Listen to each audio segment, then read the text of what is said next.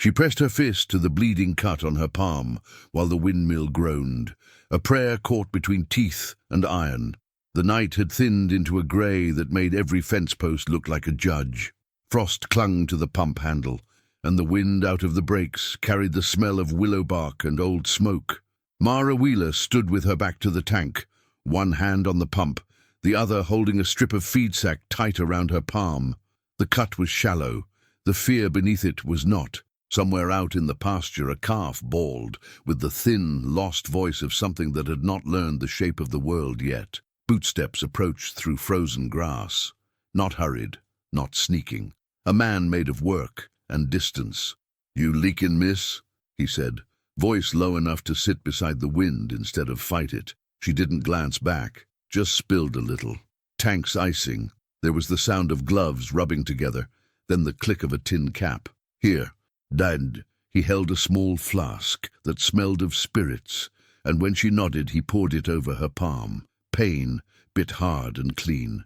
She inhaled and kept her eyes on the line where dawn pushed at the hills. The man tore a strip from a clean rag, hanging off his saddle horn, and wound it around her hand. His fingers were careful, like a man setting a snare he didn't mean to catch anything in. "Name's Calder Hayes," he said, tying off the cloth. "I run cattle 2 drawers over. Saw your lantern at a wrong hour." "Mara." She said it as if it wasn't much use to anybody. Tank froze. Stock still need water. "Your pump's chattering. Wants grease." "I'll look." He took the handle, set his shoulder, and the windmill creaked into a steadier grind. Water clotted with ice chunks sloshed over the lip. He didn't talk, just worked, and she didn't talk either. The quiet between them felt like a blanket thrown over a skittish horse. When the trough filled and steam rose in pale threads, she wiped her cheek with her sleeve and risked a longer look. He had that weathered map of a face men get from being outside long enough to be part of it, a river of old scar across one brow, a mouth that seemed to know more about holding than giving. He caught her looking and grinned, quick and sheepish, as if surprised his face could still do that. "You out here alone?" he asked. She tightened the rag on her palm. "Brother Sam is sleeping. Long ride yesterday." She left it there. She didn't add that Sam had ridden long for months and come home empty each time, eyes like 2 burnt holes in paper. She didn't say the doctor's words, the kind that didn't sound like English when spoken to a woman. Tubes, scarring, no children likely. She kept the words where she kept all the other things that didn't bear daylight. Calder squatted and drew a line in the rhyme with a gloved finger. "You got a cow calving wrong." "Where?" she asked too fast. He pointed to the hoof marks south of the cottonwoods. In the faint light, she could see the stagger and pause of a labor that had turned sideways. He rose, already pulling a length of rope from his saddle. "We go now." They went. The grass broke like glass under their boots. Breath from their mouths drifted white and vanished. The cow lay on her side, flanks shivering, eyes wide in that helpless way that makes even the mean ones look like children. Mara knelt, sliding her hands along the oiled hair, murmuring nonsense in a voice that steadied its own tremor. Calder worked quiet, roping a hind leg to a cottonwood root, another to a stump, levering with steady pulls until there was room. He didn't look at her when he said, "Might not take. You okay?" Her throat closed. "Do it." It was ugly and wet and full of sound. The calf came wrong, and he had to go in past his wrist, then past his elbow, to turn the shoulder. Mara held the cow's head and stroked the ear, whispering even when the cow cracked her jaw on the frozen ground. And then the calf slid, sudden, all at once, into a slap of steam and stench. It didn't move. Calder didn't swear or shout. He lifted the calf and swung its body in a rough arc to force breath. He rubbed the ribs hard. He put his mouth over its nose and blew, once, twice, 3 times. The calf coughed a wet, shuddering cough like something coming back from a far place. It kicked. It bawled. Mara laughed and fell back on the cold earth, tears stingy with relief, shoulders shaking with something that wasn't quite laughter. Calder set the calf in front of its mother and stood, letting his hands hang. "You did that," she said, voice small and bright like a match. "You made it breathe. Sometimes they just need to be told how." He sounded tired and pleased. He sounded like a man who had learned to make room for both. By the time they roped off the afterbirth and checked the cow's legs, the sun had pushed a thin coin of gold above the ridge. The light touched everything with a promise it might not keep. Mara's stomach grumbled. Calder pretended not to hear it, and then he didn't.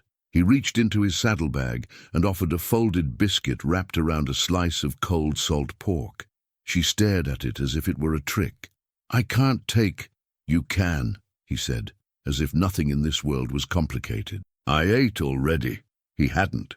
Not from the look of him, but he held the biscuit still, patient, until she took it. Her fingers brushed his. Heat there, unexpected, like stepping into a sunspot. They walked back to the yard, each on his own side of the fence line of quiet. He checked the pump, greased the bearing with a dab of tallow, tightened a bolt with a tool pulled from a pocket that had known it a long time. She leaned against the tank and chewed slow, watching the way his shoulders answered his hands. "You married, Calder Hayes?" she asked, and immediately wished she could stuff the words back in her mouth. He didn't look up. "No, ma'am." "Why, ma'am, if I ain't old?" The biscuit gave her bravery she would regret later. Habit, respect. He wiped the wrench and looked at her fully. "And because some folks like fences built even where there's no cattle." She looked toward the house, leaned to kitchen, stovepipe leaning like a question, the slanted porch that collected wind under it and made a moan at night. The window curtain hung crooked because she hadn't fixed it, or because she liked the crookedness. She couldn't tell which anymore. "I have expectations on me," she said carefully. "Not by choice." "That doctor in town is a gossip," he said, surprising her so much she nearly dropped what was left of the biscuit. "He talks when he plays cards. I don't sit with them, but I hear. I don't listen, but some words come even when a man doesn't want them. You don't owe me the truth. Just, if you ever need help not owing anybody, I got 2 hands." Her whole body went cold and then hot. Shame rose like a fever, but there was something under it, relief maybe, that made her dizzy. It isn't something I can fix." "Then it ain't something that needs fixing to be worth keeping," he said, and the words dropped between them with the weight of an iron brand cooled in water. They stood in that soft, impossible moment, each hearing their own heartbeat. A hawk cut the sky. The windmill whined. From inside the house came the slam of a door and a man's voice thick with sleep and bitterness. "Mara?" Her mouth went thin. "Go," she whispered. "Please." Calder nodded once and stepped back. He swung onto his horse, cinch creaking, face gone closed as a gate. "I'll check that south fence later." He touched 2 fingers to the brim of his hat. He turned the horse at the cottonwoods and saw dust on the road. 3 riders, badges catching morning. He didn't call out. He didn't wave. He just watched, very still, while the deputies veered toward the Wheeler place with purpose in their straight lines. He looked back at Mara and saw her hand go to her throat. "Get inside," he said quietly. "Lock your door." She didn't move, because she knew who wore the 3rd badge, and because she knew why he'd be here. The days didn't pass so much as wear smooth, like riverstones under a boot heel. Wind scraped paint from the porch rail. The pump, now greased, sang a steadier song. Calder kept showing up, never at the same time, as if tracking clouds instead of clocks. He'd fix a hinge that squealed, show the broth a way to thicken with flour so it lasted, leave a sack of coffee on the step like a cowardly miracle, and pretend he didn't know how it got there when she thanked him with her eyes. Mara learned the shape of his kindness through small things. He always turned his back when she adjusted her shawl. He left his gloves on the fence post for exactly long enough that she could say she'd found them by accident. He talked to the heifers as if they were old ladies who loved gossip. He didn't stare at her when she stared at him. He kept not looking at the place where fear lived, just under her collarbone, shining like glass in the right light. Her brother, Sam, moved through the house like a winter shadow, thin and mostly not there until he was. He slept late, rode out, came home with dust and bad temper, ate the food she cooked without tasting it, and took a bottle outside to drink where the stars couldn't judge him. Some nights he would stop in the doorway and say, "You hear what they say?" She would answer the same way. They say nothing that earns their tongues. They say you tricked Nathan Keeley into the promise, and then turned up barren after. They say a lot. She'd turn her back to him and set plates to drying. A man can break a promise by leaving the ring on the table. I can't break a body for doing what bodies do. He'd say nothing then, but the ring still sat under an upside-down teacup on the mantel, shining all the same. Nathan had put it there one hot afternoon, as if she were a counter, and he was settling a bill. He'd said he needed sons to inherit, and she couldn't give them, and there was no sense wasting tenderness on a woman who couldn't pull a ploughshare of future. He used the word practical. Mara had not cried until night. Calder never asked about the ring. He brought fence staples one morning and coffee the next. He taught her a knot that held even when jerked. He carried the calf catcher as if it were a sleeping child. He left before Sam returned and came after Sam fell asleep, and sometimes she wondered if he were real or something she had talked the land into lending her. One afternoon, the sky stacked itself into tall blue rooms, and the heat in the cottonwoods hummed like insects. Mara was mending a shirt at the porch edge when hooves sounded wrong. Too neat, too many, too in step. A man in a deputy's star reined in at the fence and called, "Wheeler!" He was the kind who wore polish enough to see your face in his boots. He smiled like a knife you'd forgotten you were holding. "Deputy Graft," Mara said, the needle finding her thumb by mistake. She hid the wince. "Sam's out." I didn't ride to see Sam. His eyes slid past her shoulder toward the table where the teacup covered what everyone in town already knew. Nathan Keeley has filed to recover funds and property offered in contemplation of marriage. Judge will hear it Friday. He says you kept things from him. The heat went tight in her chest. She swallowed. He left the ring. He has his funds. He wants the cattle he claimed he fronted for your winter feed, and the buggy, and a tidy apology he can pin to his vest like a corsage. Also, he says you're entertaining men at improper hours. The deputy looked pleased with that one. "Best keep your door closed." Mara's mouth opened. Nothing came. She shut it. The needle shook in her fingers. A hawk screamed somewhere so high it sounded small. "You can go now," she said. He tipped his hat as if she'd offered him molasses cake. "Friday," he said, and moved on. That night Calder's knock was softer than the wind at the eaves. She opened, and he didn't step in until she moved aside. He took in the tightness of her shoulders, the way the teacup sat, the thread still caught around her finger like a shackle. "Tell me," he said.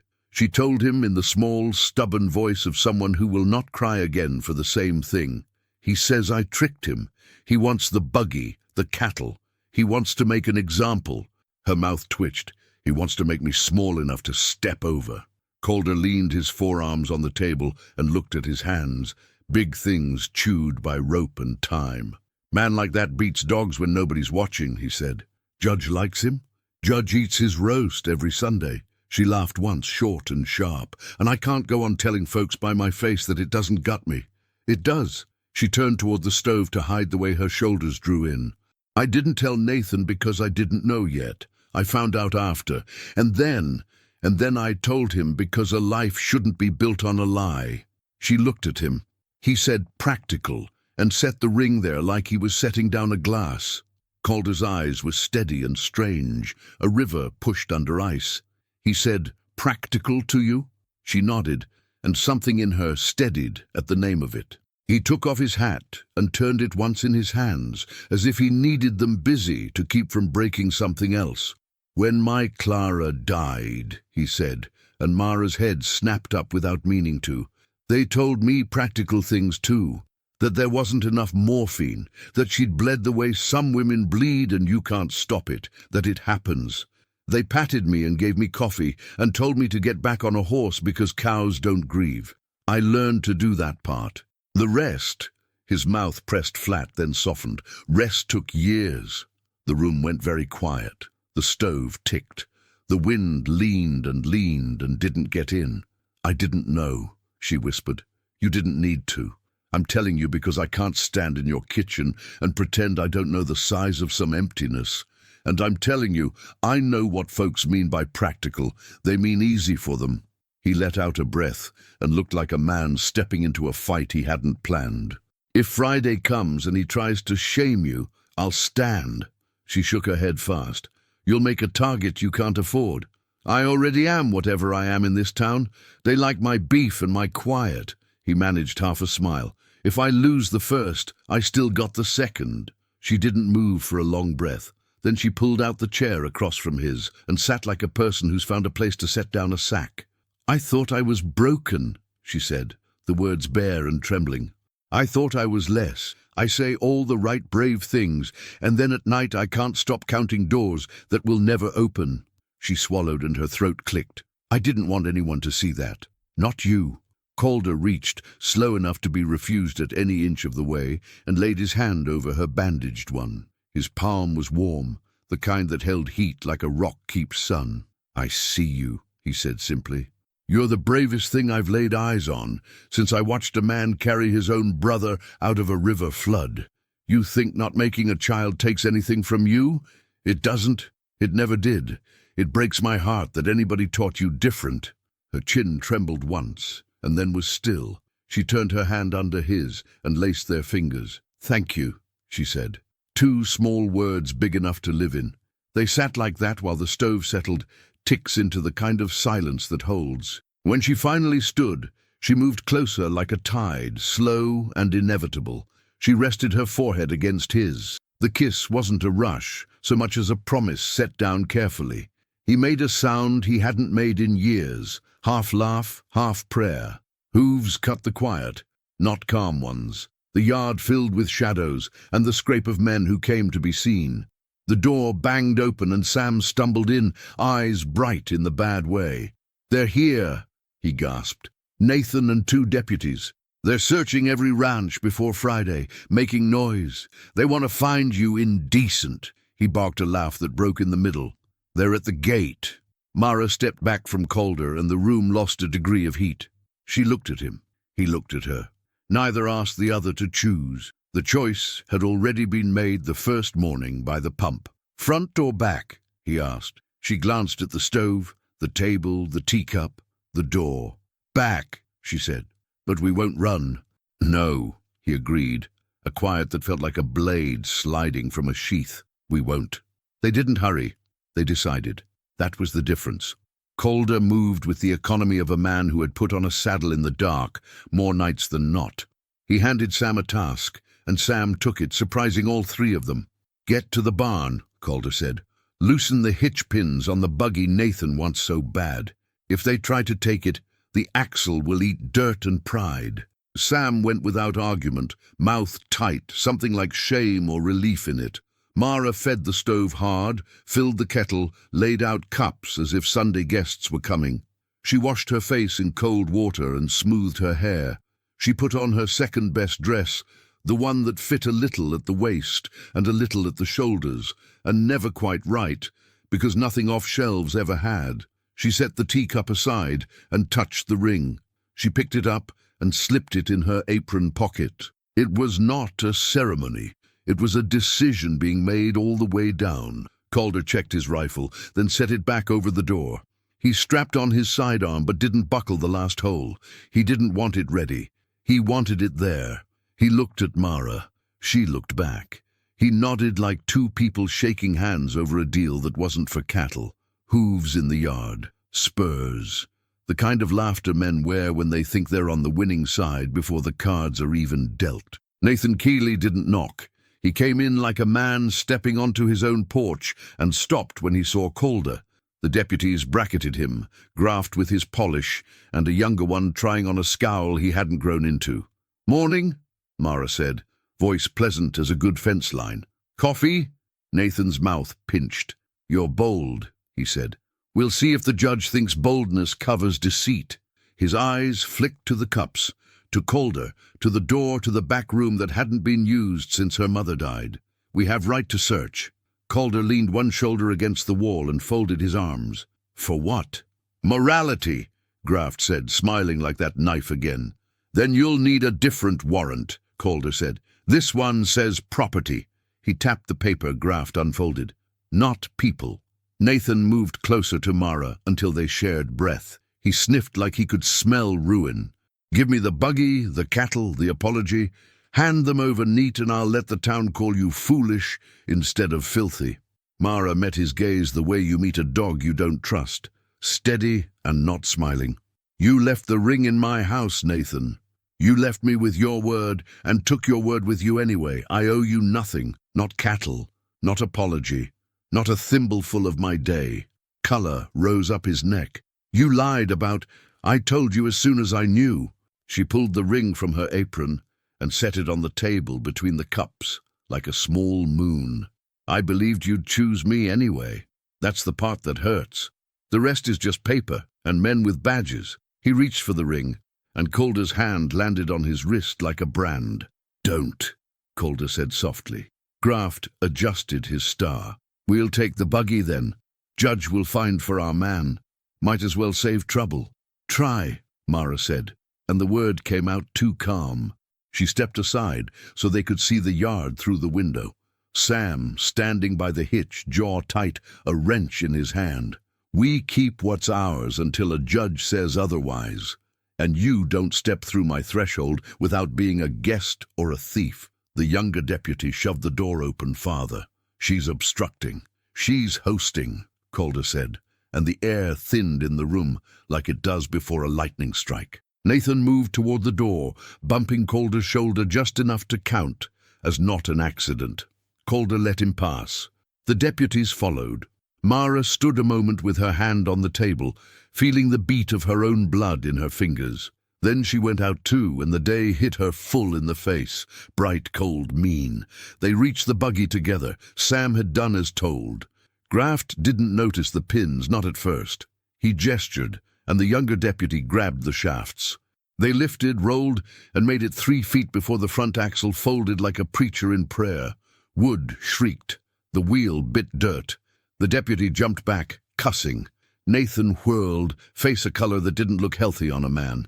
"You'll pay for that," he spat. "It broke because it was worn," Sam said, sweat beading along his hairline in the cold. "Bad luck." Graft stepped too quick toward Sam, and Calder was there, hand not on his gun but near enough. "Easy," Calder said. "Don't lay a hand on him." "You interfering, Hayes?" Graft's smile went thin. "I'm standing." Mara had never been so aware of breath. Hers, Calder's, the steaming of the horses, Nathan's little snorts through his nose. The yard felt suddenly small, ringed by cottonwoods that had seen too many men make fools of themselves in front of women who had to keep living after. She took one step and then another until she stood at Calder's side. She didn't touch him. She didn't need to. He shifted the weight of himself an inch toward her, and she felt it like a hand at her back. "Take your paper to the judge," she said. "We'll be there." Nathan sneered. "You think a courtroom makes you less barren?" He wanted the word to hurt more than the cold did. She swallowed the first reply and let the second rise, steady. "I think a courtroom makes liars sign their names to it, and I think a man is shown by how he treats what he can't use." The younger deputy found his courage in the wrong direction. He stepped forward and reached as if to shove past her. Calder moved faster than the boy thought a big man could move. His hand clamped the deputy's wrist, turned, and gently but inexorably placed it back at the deputy's own side. "Don't touch her." Everything tilted toward violence. It smelled like hot iron and mule sweat and the faint copper of old blood. Graft's fingers twitched near his holster. Nathan's mouth worked around words it couldn't yet find. Sam made a small sound and then shut it down like a trap closing. A shot cracked from the road. Everyone flinched. A second shot split the willow branch above the gate. Silence rushed in, a startled animal. On the road, 3 ranchers had reined up, Calder's neighbors, men who didn't talk much in stores. One lifted his rifle and smiled, not friendly and not mean.